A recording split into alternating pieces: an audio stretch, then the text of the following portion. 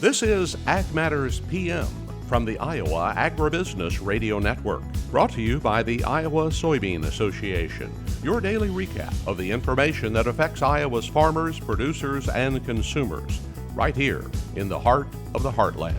With reports from our award-winning broadcast team of Dustin Hoffman, Brent Barnett, and Riley Smith. Now, from the IARN studios in Des Moines, here's Dustin Hoffman. Good day and welcome to Ag Matters PM from the Iowa Agribusiness Radio Network. I'm Dustin Hoffman. Today is Tuesday, April the 12th, 2022. Coming up on today's show, it'll look a little bit different, but not too much, as we're going to focus on one topic, and that is E15. A lot's changed just since we had our show yesterday when we talked with Iowa Congresswoman Cindy Axne about efforts being made by the Biofuels Caucus to get year-round E15 done for the coming months. But first, let's go ahead and take a look at that ag market recap. It's time now for the Ag Matters PM Closing Market Summary, your source for market analysis and settlement prices from the day's trade in Chicago, courtesy of the folks at agmarket.net. Well, it's time now to take a look at how those markets ended up, and for that, we turn to Matt Bennett of agmarket.net. Matt, how's it going today? Good. It was actually a really nice day. Major risk on day today. You basically saw everything up across the board. It's uncommon that you're going to see, corn, beans, wheat, and then all of your livestock top to bottom up. Part of the day you saw some of the feeders off just a little bit, and quite frankly, feeders didn't do a lot.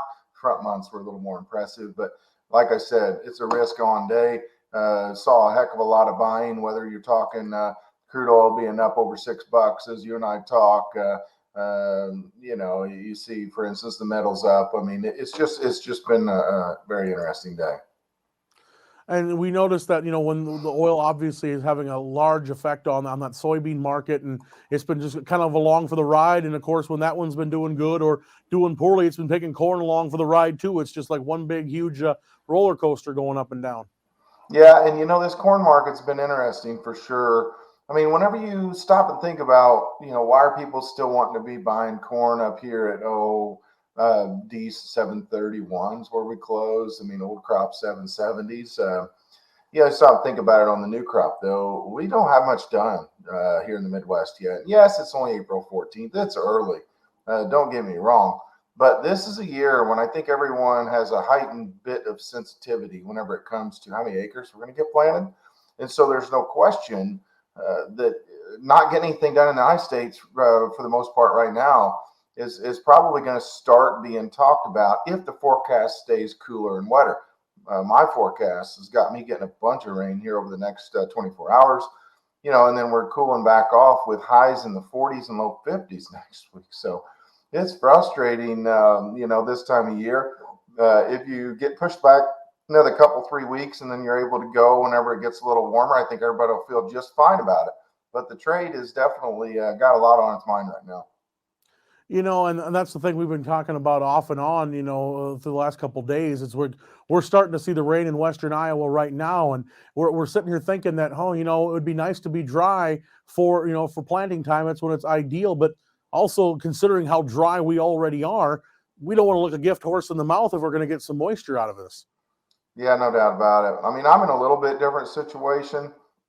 Super fortunate over here in my part of the world in that we've got all the subsoil moisture we'd ever want. We've still got some tiles running just a little bit, starting to dry out, quite frankly. And if we miss this rain tomorrow, we'd be planting corn probably by the weekend. I know it's Easter weekend and whatnot, but there'd be a few tractors rolling for sure. So, there's a whole lot of going on with regards to market. We haven't even really talked about, a lot of it today that got the market started was simply talks of China easing some of the restrictions as far as their shutdowns with regards to COVID. And I think that a lot of people feel like, if that's the case, some of the way the market has been spooked, whether you're talking energy, whether you're talking protein intake, for instance, soybean meal, for instance, over the last few days has been a little subsequent whenever you stop to think about Chinese demand for pork. A lot of those things certainly were impacted with talks just simply that they're going to ease restrictions. So lately, there's been no shortage of fodder, in essence, to rally this market. The other thing I want to say, CPI at 8.5% this morning. yeah, it's pretty rich. We haven't seen levels like this for a while, but quite frankly, Dustin, I thought that it'd be higher than that yet. And who knows? I think most of the trade kind of feels like that's a watered down number. Regardless, inflation's alive and well. So let's turn to that livestock side, and how are things going there for the cattle and the hog markets? Yeah, I know we've talked about this lately. Whenever you get fats up pushing that 140 level on the front month, the cash market's been strong. In fact, we've seen cash bids above and beyond the board quite a bit over the last few weeks, and I think that just tells you how strong this market is. I mean, when you look out farther and you see numbers, in my opinion, that would be supportive, if you will, for higher prices, I'm still in the camp that you're going to get back into the mid 140s, maybe even 150 later in the year. So the tough thing is right now is across the cattle sector, just feeding 750 corn. I mean, that doesn't work very well with a lot of folks. And so there's no question you're going to have some headwinds there. And that's what makes this cattle move all the more impressive. All right, Matt. Well, lots going on in the markets, lots moving things around. Obviously, producers want to look at what their plan is or what kind of strategies they should be thinking about. How do they get in touch with the folks at agmarket.net? Yeah, just agmarket.net or agmarket.app. Either one of those places, they can go get all of our contact info, the research we provide, and then the technology as well. So there's a whole lot of things that we have to offer at either one of those areas. All right, Matt. Well, we thank you so much for the insight. Have yourself a great Easter weekend, and we'll talk to you again real soon. Absolutely, bud. You too. That again was Matt Bennett of agmarket.net here on AM/PM. Let's take a look at how the market settled, courtesy of the folks at Bar Chart. July corn up 13 3/4 at 772.5. December up 13 at 731 even. July beans up 19 3/4 at 1660.5. November up 21 1/4 at 1507. Soy meal up $3.50 at $457.70. Soy oil $1.11 higher at $74.02. Chicago wheat up 23.5 at $11.12.5. Minneapolis up 12 at $11.52.5. Kansas wheat is up 21 1/4 at $11.66 3/4. July oats up 7 1/4 at $7.68 even. On the livestock side, June live cattle $1.50 higher at $136.30. Feeder cattle for May $1.02 higher at $160.95. We see lean hogs for April $1.20 higher at $99.62. Pork cutouts 57 cents higher at $105.47.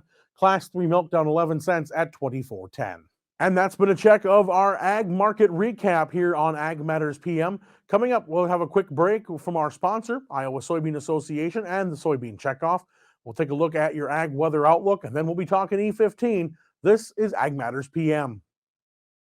Iowa Soybean Association is driven to deliver for Iowa's 40,000 soybean farmers. We're proud to provide objective agronomic research, a helping hand with soil and water stewardship, and timely industry news powered by the Soybean Checkoff. Learn more at iasoybeans.com. Welcome back to AM/PM from the Iowa Agribusiness Radio Network. I'm Dustin Huffman. A busy day going on here at the network. We're going to hear some more information about E15 coming up in just a little bit. But first, let's take a look at that ag weather outlook. It's been kind of a gloomy day here in Des Moines and across many parts of the state. We started off with some nice sunshine, but those clouds rolled in very quickly as the sun came up, and we have seen some shower activity off and on through western parts of the state. But that rain shower activity is going to move its way across and could see some strengthening as the evening goes on. Let's take a look at what the National Weather Service has in store. Of course, as we all know, showers and thunderstorms made their way across the state here today, the severity of which, of course, depended on what region you were in and also what time of day we're looking at. Those chances of strong storms seem to go up here over the course of the day, and we saw highs ranging anywhere from 63 to 82. Now tonight, those showers and thunderstorms are going to stay around here in Iowa. Some of those could still be severe with large hail, damaging winds, and possibility of a few tornadoes. And then we're going to see a low of 31 to about 62 degrees. And then tomorrow, the showers will start to push away and we'll see clearing skies. But again, just like tonight, we're going to see a wide variety of high temperatures tomorrow. We're going to see temperatures ranging anywhere from 46 to 66 degrees. Taking a look at the affiliate weather map for tomorrow, we're going to look at 46 degrees and variably cloudy skies in Cherokee as that starts to push off. Shenandoah will see skies begin to clear and a high of 61. Des Moines still going to see some shower activity that will eventually push off and a high of 53. Albia will also start to see the showers push away and a high of 53 degrees. Up in Waterloo, they're going to see more shower and storm activity and a high of 54 degrees as their showers will take a little longer to push away. And then off to the east in Clinton, they're still going to see those daytime showers and a high of 66 degrees. For more detailed forecasts, tune to your local Iowa Agribusiness Radio Network affiliates. That's been a check of your ag weather outlook. We're going to take a quick break once again, and then we're going to come back talking E15. This is Ag Matters PM. As we approach planting season, make sure you stay safe and share the road with your local farmers. Slow-moving tractors with large planters occupy a lot of space on the road, so stay patient and follow at a distance of around 50 feet. You should never, ever try to pass them at a bridge, intersection, hill, or curve. It's far better than putting yourself or someone else at risk. So please, stay safe and remember to tip your hat to your local farmer this planting season. This message was brought to you by your friends at the Iowa Agribusiness Radio Network. Welcome back to AM/PM from the Iowa Agribusiness Radio Network. I'm Dustin Huffman.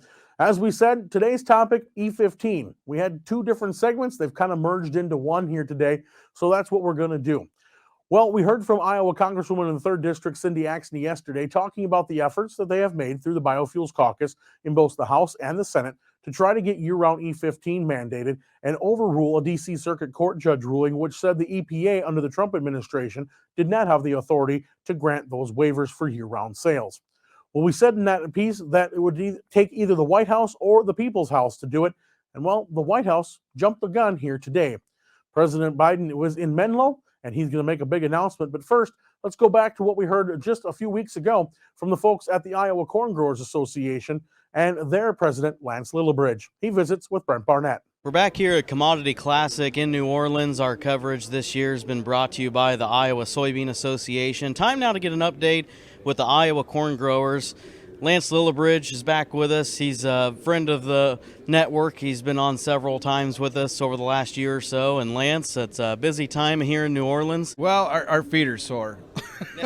It's a big place. It's a big convention, and there's a lot to do and see here when it comes to agriculture.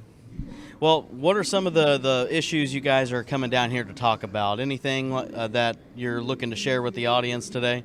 Yeah, we really need to get everybody talking to their legislators about biofuels. And, you know, with the energy situation that we have right now, biofuels is the answer. Biofuels can lessen the price at the pump, and we can decarbonize with biofuels. We have the opportunity to, cut our carbon footprint by 40% in Iowa alone by using biofuels and, using carbon capture technology at our ethanol plants. So that's a big deal, and we really need to get on board with that. It'll be good for the Iowa farmer, good for the American farmer, and good for every single American. Well, Lance, anyone that's watching this knows that right now fuel prices around the country have just really skyrocketed here over the last several weeks. And you know, it seems like biofuels continues to be brought up on different levels as far as this could be a good solution for folks to try to bring down a cost at the pump. Can you kind of talk about that a little bit and how your group's trying to get the word out about how biofuels can help? Yeah, so we're doing a lot of talking about it here at Commodity Classic and back at home. And, you know, the big thing is we've got an administration right now that has the ability with a stroke of a pen to put some legislation in place that would put more biofuel in the tank. And the administration is calling on other countries, and they're not answering the phone. President Biden, if you call me, I'll answer the phone. And the Midwest, the American farmer, will solve this problem when it comes to energy prices. We've seen a lot of support from Senators Joni Ernst and Chuck Grassley here lately, pushing for year-round E15 again. Can you talk about those efforts a little bit and just how important it would be to get that blend sold year-round? Yeah, so our senators in Iowa, Ernst and Grassley, are absolutely champions when it comes to biofuels, and we sure appreciate the legislation that Ernst put forward here just this week. And, you know, if she's here, I'd just give her a big old hug right now because we love them guys. And even our congressmen and women in Iowa and the surrounding states, there's huge bipartisan support for legislation right now to put E15 in the tank year round. I know you guys have a busy schedule, so maybe we'll just leave off with some final thoughts here. Anything you'd like to pass along on behalf of Iowa Corn?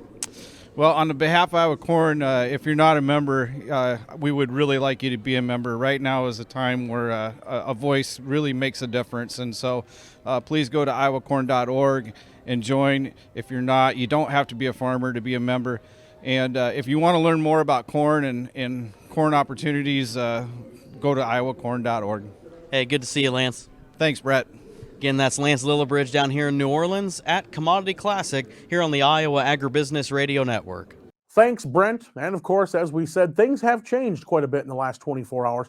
As we talked with Congresswoman Axne yesterday, it was made pretty clear that it was going to take intervention from the People's House or the White House to get this done, though there wasn't much word on how much support President Biden had for getting that done. Cindy Axne told us that she was confident the president did have support for biofuels and was just having to deal with some of his department heads to make that happen because they were blowing the trumpet more for electric vehicles. Well, today the president is in Menlo, and Brent Barnett is there at the Poet Biorefining plant as the president is expected to lift the moratorium on the 2022 summer season for E15. This is part of what he is calling emergency powers to reduce the cost of fuel at the pump. This is also going to be a big win on the environmental side. And now, of course, it doesn't necessarily mean that we're going to have it available for each summer, but this may be buying legislation time in both halls of Congress. We'll have, again, more on this from Brent Barnett tomorrow on Ag Matters PM. And just like that, we're at the end of today's show. We thank you for joining us. All our content can be found online at iowaagnet.com. You can also follow us on Facebook, Twitter, Instagram, LinkedIn, and find our video projects as well as previous episodes of AM/PM through our YouTube channel. Don't forget to also sign up for our daily e-newsletter, and you can also subscribe to our free twice-daily market podcast through Google, Amazon, Apple, Spotify, and Podbean. From the IARN studios in Des Moines, I'm Dustin Huffman. On behalf of Brent Barnett and Riley Smith, we thank you for joining us. This has been Ag Matters PM.